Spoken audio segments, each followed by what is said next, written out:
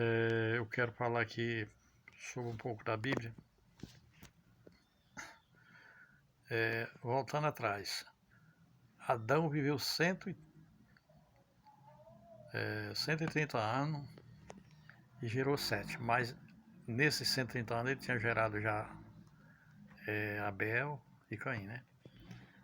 Mas quando gerou 7, começou de novo o trabalho de louvação a Deus. E viveu mais 800 anos. Então foi 930 anos que Abraão viveu. Então, demais pessoas naquela época, quando estava com 100 anos, era um jovem, aí que ia se casar, gerar filho. E a gente fica pensando assim, por que o tempo mudou tanto assim? As coisas, né? Matusalém, acho que foi o que mais viveu, 900 e... Eu não estou bem da lembra, mas foi que viveu mais. Quase 900 anos também. Então, o que mudou, o que fez mudar? No capítulo 6 de Gênesis, diz que surgiu uma grande corrupção, um absurdo mesmo, e Deus planejou acabar o mundo com água. Naquele tempo não chovia. Tudo bem, a gente fica pensando naquilo ali. Era tão bom, vamos supor, eu tenho 72 anos, se eu fosse um jovem ainda tinha ainda 28 anos ainda para mim casar, né, e arranjar minha noiva e a gente viver mais 800 anos. É uma coisa com fartura. Pai, Deus faz as coisas com fartura, mas o homem estraga tudo. Então Deus mandou Noé fazer a arca. Foi a única pessoa que Deus encontrou justo, porque já tinha alguns justos que tinham morrido, né? Desapareceu, Enoque desapareceu com 300 e poucos anos. E Noé, quando gerou seus filhos, Jafé, Sem e Sete, com 500 anos. E aí, no período do dilúvio, ele já tinha 600 anos. E viveu mais depois do dilúvio. Então Abraão viveu 100 e poucos anos. Com 100 anos, Abraão gerou Isaac. E ainda essas coisas tão difíceis, a vida do crente. Como é que é a vida do crente? A mulher de Abraão era estéril. A mulher de Isaac também era estéril. E foi que teve Esaú e Jacó. E que depois de oração, Deus abençoou e aí ficou aquele menino brigando na barriga e ela consultou a Deus dizia que ali era duas nações, né? Então foi duas nações. Bem, o porquê a corrupção? Será que a corrupção é uma coisa boa? Não. Será que ainda existe corrupção no nosso mundo? Será que ainda existe ainda essa tal corrupção? Porque hoje a pessoa está vivendo, para viver 100 anos é muito difícil, né? 120. Outro dia aqui na nossa região morreu com 102 anos e 6 meses. Mas nunca quis se converter a Jesus. E era meu amigo. Bem, então, hoje a vida, quando passa de 75 anos, é uma vida cansada. Mas eu quero procurar para vocês, acabou a corrupção? Nós estamos vendo a situação, não somente do Brasil, mas do mundo. O crescimento de usura, de ambição, em cima daquilo que não poderia ser, poderia acontecer, todo mundo amar uns aos outros, respeitar. O que mais vale hoje é o respeito, se respeitar um lado do outro, mas é um desrespeito tão grande.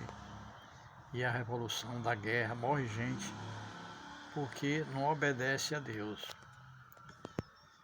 Hoje, nos nossos dias, uma pessoa com 75 anos ainda está louvando a Deus ainda porque está vivendo. Até aqui o Senhor me ajudou, porque hoje pessoas com 18 anos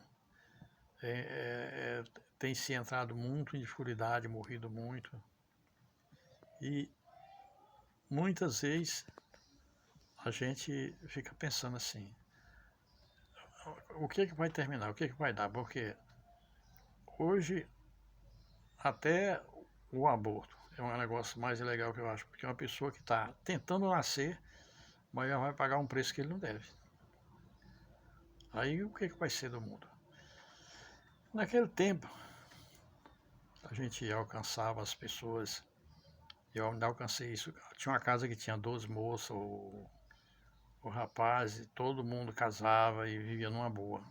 Pobre, mas era uma pobreza tão boa, que você era tão livre, sentimental. Chegava uma pessoa assim, passeando naqueles comboios, naqueles, pediu uma rancha, aquilo você dava com o maior prazer, ia conversar com ele. Você nem conhecia, mas você tinha o maior prazer. Hoje é diferente. Você não quer nem saber de estar hospedando ninguém. Pô, bem, então, hoje uma mulher, além do casamento estar arrasado, uma mulher tem 3 filhos, 4 filhos, aí manda fazer ligação. A minha mãe teve 14 filhos. Eu aqui tenho um pessoal aqui que eu vejo falar que eles parece que teve 18 filhos. E era assim, a lapada era 14, era 10. E aí hoje, do jeito que tá, eu acho que com a continuação o povo vai se acabar. E ainda a preservação em cima da família é muito pouca. O que tem muito é perseguição. Perseguição. Então o mundo é destruído pelo próprio homem, porque a natureza nós faz parte da natureza. E nós acho que somos a classe mais que devia ter prioridade, né? Mas muitas vezes nós somos discriminados. Muitas vezes a gente vota nos políticos e tem uns que só quer saber o lado deles, esquece o povo. Muitas vezes deixa acontecer problema, briga, que podia ser evitada. Mas tudo falta de temor e amor. Falta de amor. Porque se a gente for analisar, eu sou gerado de Adão. Adão, uma geração, mas porque desobedeceu a Deus, Deus clamou que chovesse e Noé fizesse uma arca, né? E destruiu todos aqueles que desobedeciam, todos pereceram. Então nós estamos num movimento que vai acontecer. Daqui para o milênio vai ter um retrocesso.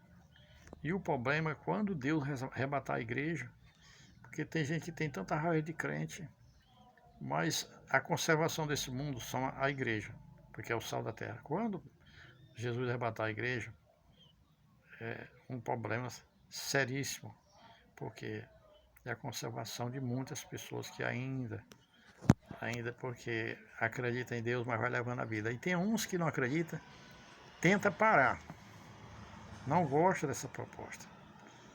Mas lá na frente Deus vai estabelecer o milênio e esse povo vai ser destruído. Você pode ler Apocalipse capítulo 19 que você vai ver. Então tudo que está acontecendo é o que está na Bíblia. Eu não sou profeta assim, de dar profetizando as coisas, que eu não sou profeta. Mas basta as profecias da Bíblia para a gente falar. Pois é, meu irmão, o único recurso que nós temos é agradecer a Deus e ter um coração mais humilde. A corrupção é uma coisa que acaba com tudo. É uma devasta, é uma coisa que vive destruindo a natureza, as pessoas. Nós somos uns seres feitos com tanto amor, Deus fez, diferente dos outros. Nós devemos amar uns aos outros, fazer aquilo importante ao pedido de Deus, para que Ele nos abençoe. Deus quer abençoar, mas é preciso que a gente também corra atrás da bênção, amém?